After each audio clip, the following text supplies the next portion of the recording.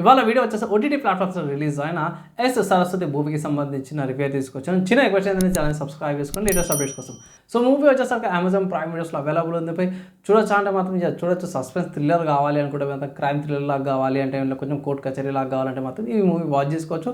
నాకైతే మాత్రం డీసెంట్గా అనిపించింది, వాచబుల్ అనమాట.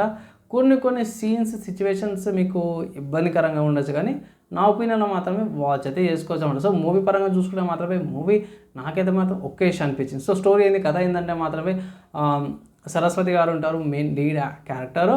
ఆమె పిల్ల తప్పిపోతుంది, ఆ మిస్టరీ ఏంది, మళ్ళీ రేపు అంటారు, దాని నుంచి అక్కడి నుంచి కోర్టుకి వెళ్తుంది, ఈమె ఇద్దరు ముగ్గురిని చంపుతుంది, ఆ మిస్టరీ ఏంది, మళ్ళీ ఈమె ఫ్లాష్ బ్యాక్ ఏంది, ప్రియమణి గారి క్యారెక్టర్ ఏందనే దాని మీద మూవీ ప్రాపర్గా డిఫైన్ చేసింది. నేను ఏమనుకున్నా అంటే మాత్రమే ఇద్దరిది డిఫరెంట్ కథలు ఉంటాయి, వీళ్ళిద్దరు కలుస్తారేమో అనేసి అనుకున్నా, కానీ ఈ ట్విస్ట్ నేను ఎక్స్పెక్ట్ చేయలేదు అనమాట. ప్రియమణి గారిది కానీ సరస్వతి గారిది వరలక్ష్మి గారిది క్యారెక్టర్స్ డిఫరెంట్ స్టోరీస్ అనుకున్నాను, కానీ లింక్డ్ అనేసి అయితే అనుకోలేను. ఈ లింక్ ఎట్లా ఉండదని మాత్రం మీ మూవీ అయితే వాచ్ చేయండి. ఓటీటీ ప్లాట్ఫామ్స్ అవైలబుల్ ఉంది అమెజాన్ ప్రైమ్ వీడియోస్లో.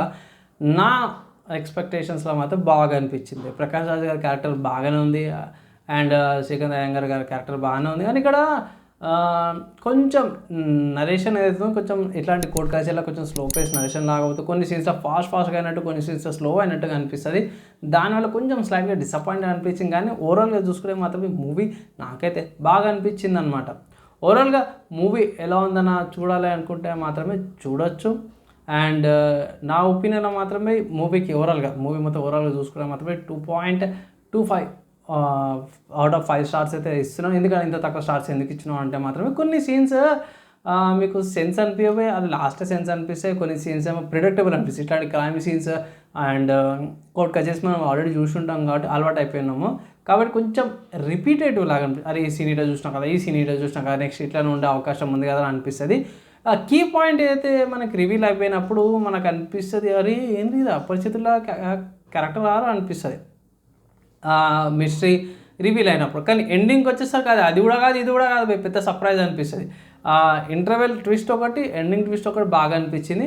అండ్ ఇంకొక మైనస్ ఏంటంటే మాత్రమే మన క్యారెక్టర్ అవుతున్నారో అది ప్రకాష్ అసిస్టెంట్ లాగా ఉంటాడు, అతనికి నామాలు పెట్టేసి జస్ట్ ఉన్నాడా అన్నట్టు చూపించారు, కానీ మిగతా అది పెద్ద ఇంపాక్ట్ఫుల్ కాలేదు. ప్రకాష్ రాజ్ గారిది ఉన్నారా అంటున్నట్టు కోర్ట్ కచేరీ డైలాగ్స్ అక్కడ బాగా పండించారు, కానీ మిగతా అక్కడ పెద్దగా ఏం లేదు. జస్ట్ మొత్తం కూడా ఇది చెప్తున్నా కదా, వరలక్ష్మి గారి క్యారెక్టర్ మీద ఎక్కువ స్కోప్ తిరుగుతుంటుంది, కాబట్టి ప్రకాష్ లిమిటెడ్లా కొంచెం తక్కువ అనిపించింది. మిగతా అది కూడా ఓవరాల్ బాగుంది, వాచబుల్ అనమాట.